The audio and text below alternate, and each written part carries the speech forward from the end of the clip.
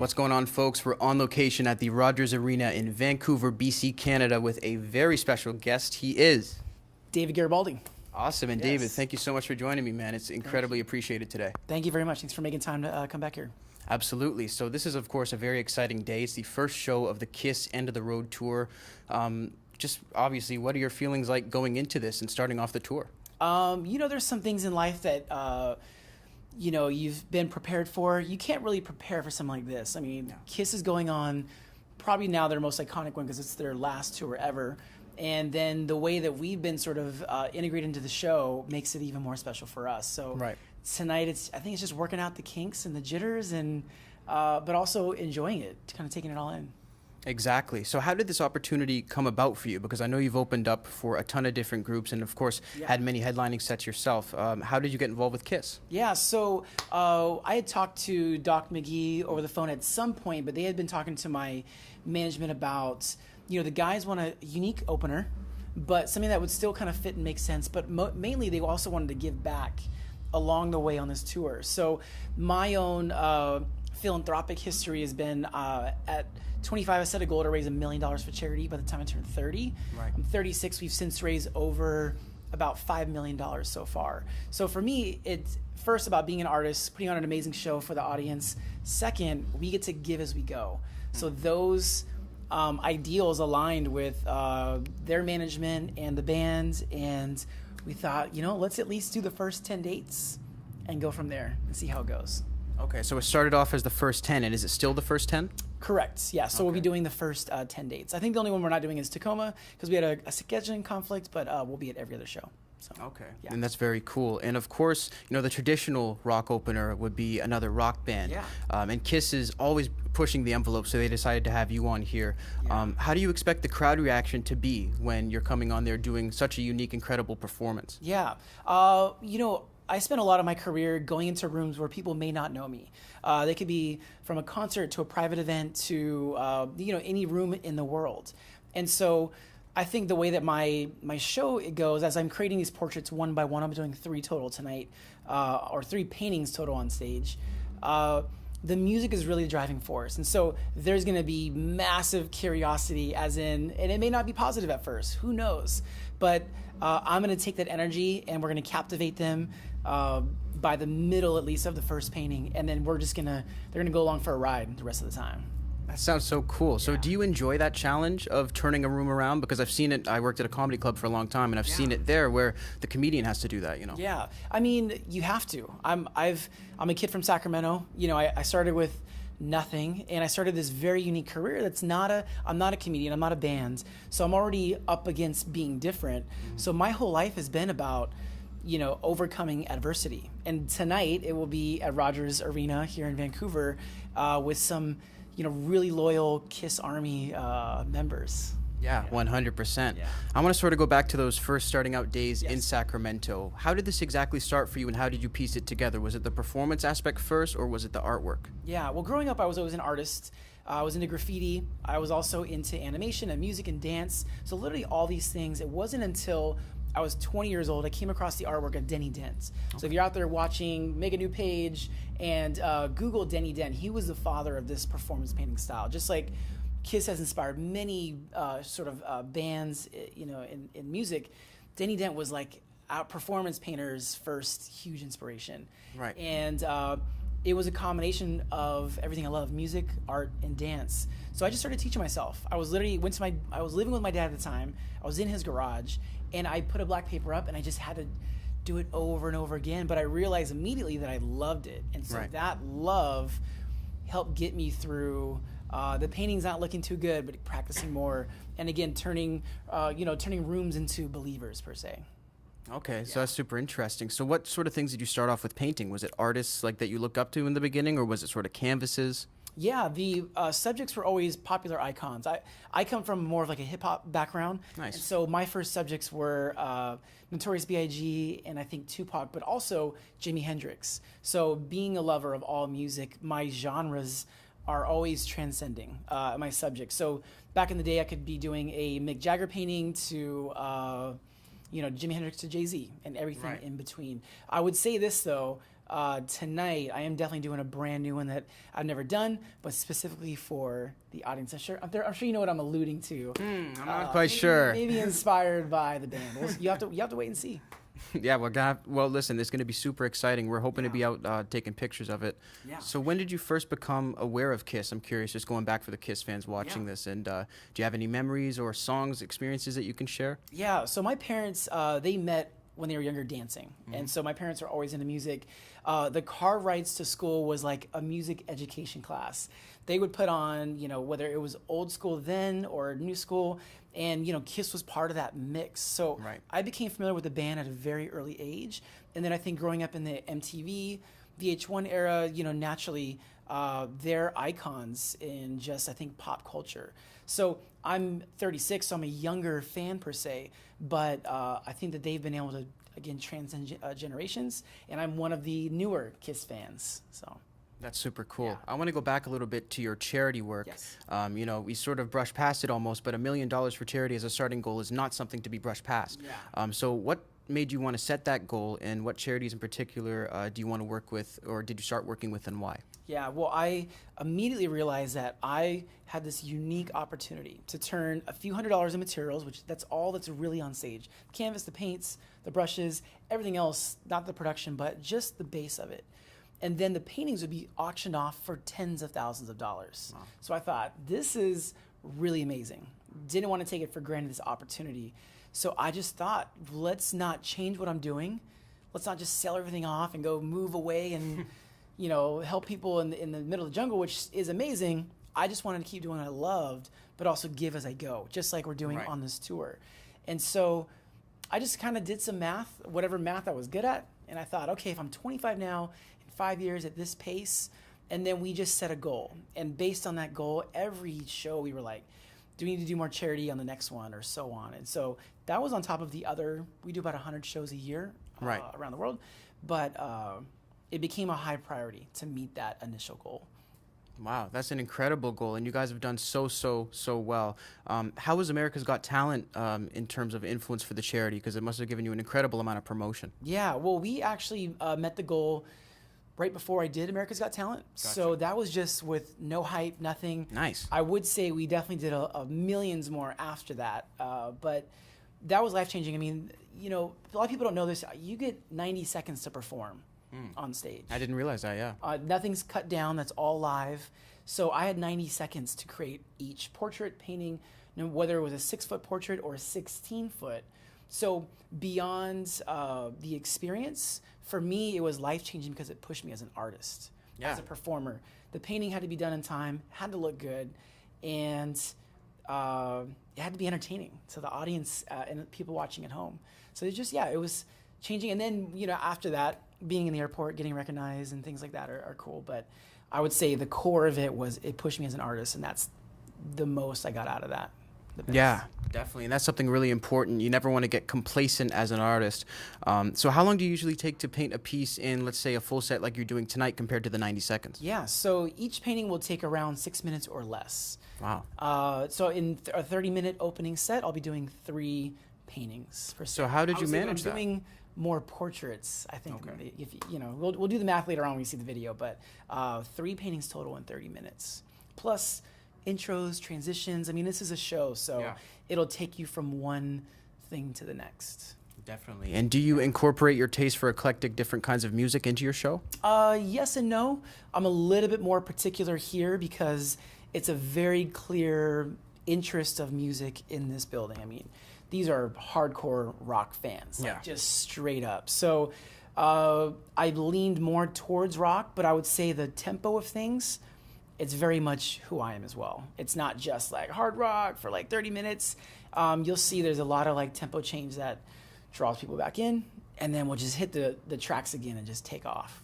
Yeah, wow. Well, I definitely can't wait, like I said. I'm curious, what are your thoughts on, you mentioned you're not a comedian, you're not a magician. Yeah. Do people sort of try to place you in boxes surrounding that? And sort of, I guess, how do you interact with your colleagues in entertainment that are in those different fields? Do they have trouble with you because you're not really defined in one box? Not really per se colleagues. I think it's more so new fans.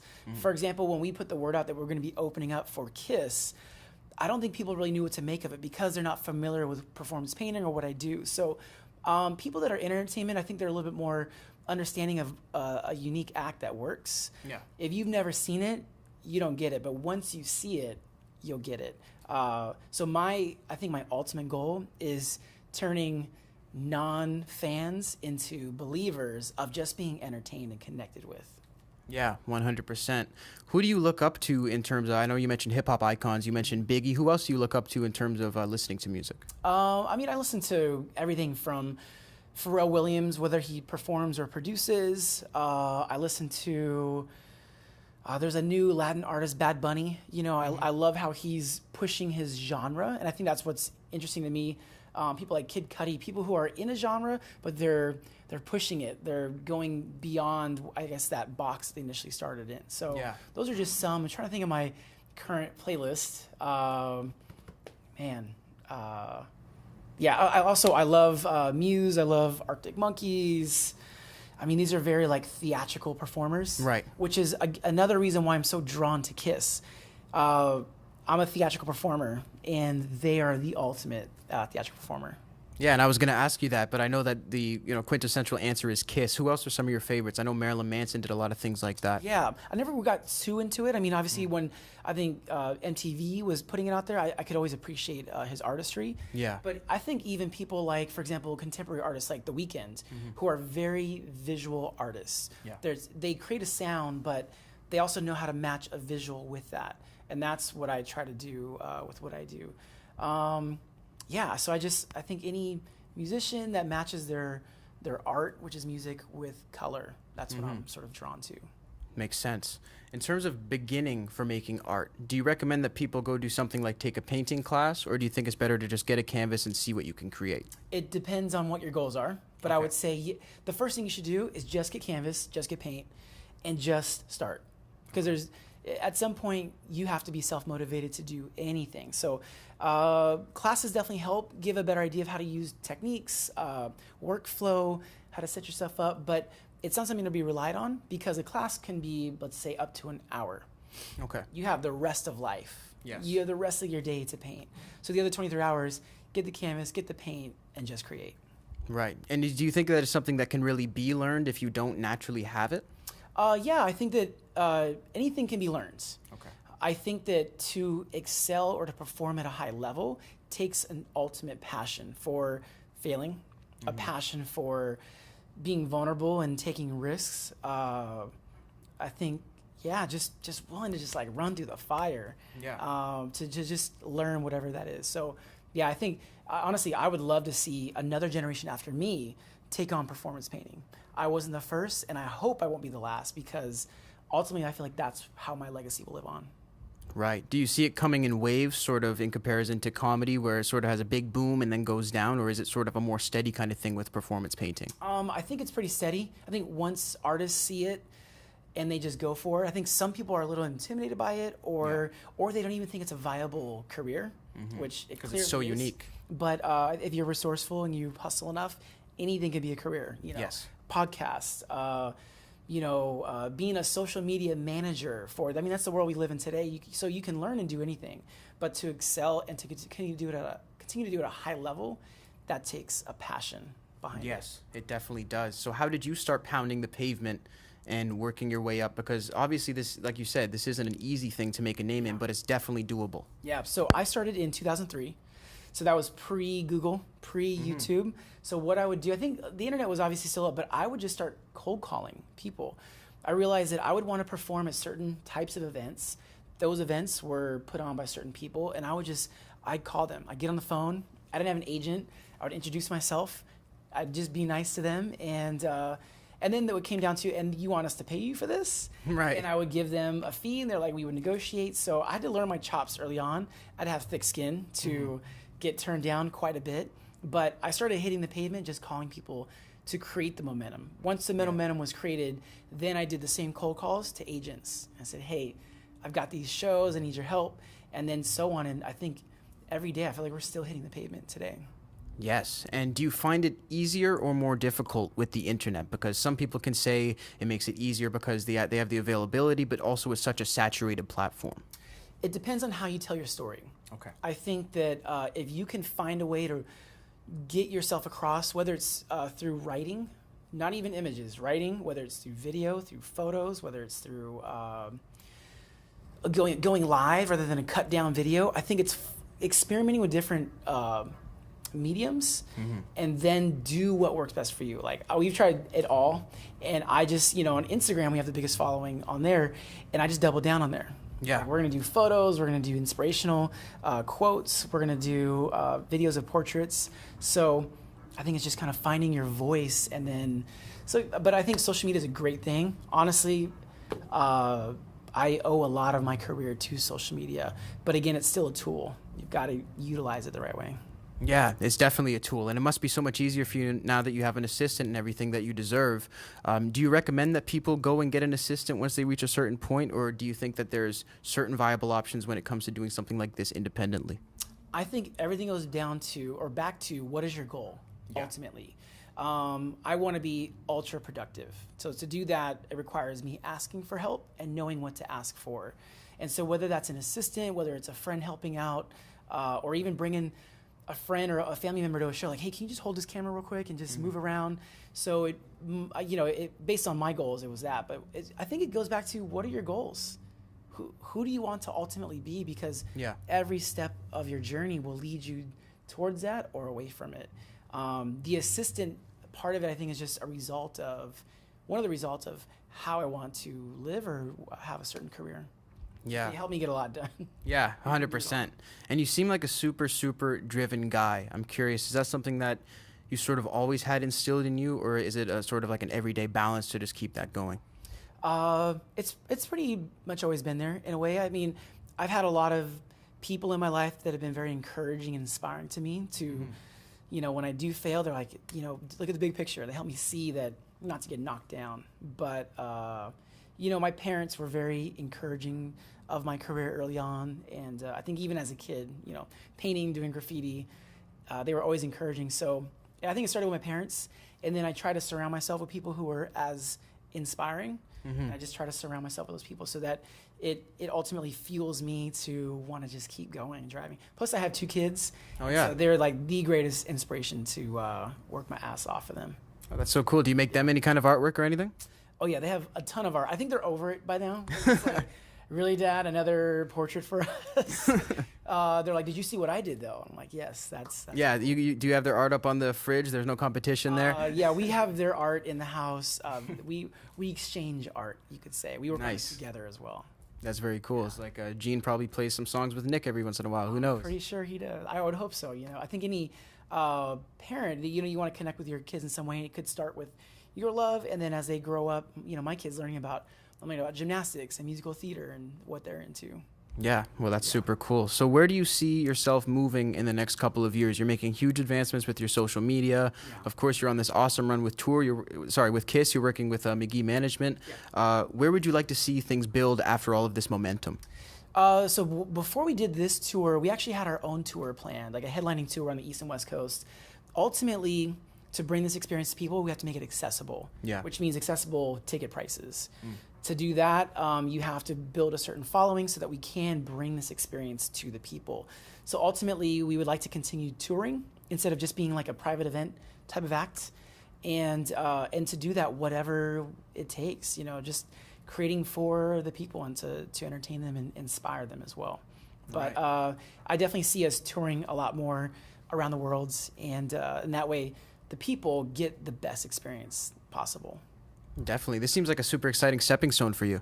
It's a huge and exciting stepping stone. I mean, I'm beyond honored and humbled by it, but also fueled and excited. Yeah. You'll see that all on stage tonight, like that whole feeling. Definitely. I think the energy in this building is going to be so huge since it's the beginning, and we have yourself and KISS, 2 huge, incredible, passionate artists. So I really thank you for your time today, and great luck on your set. I would add to that, they're also just incredibly generous. I think the fact that they want to use this platform to give back, I mean, that's really amazing on their part. So I think they should really be congratulated for that. I agree. Are you looking forward to speaking to the band at some point soon? Oh, yeah. I'm sure I'll probably see them later on. So definitely hope to see a picture. Well, thank you, man. Appreciate it. Thank you.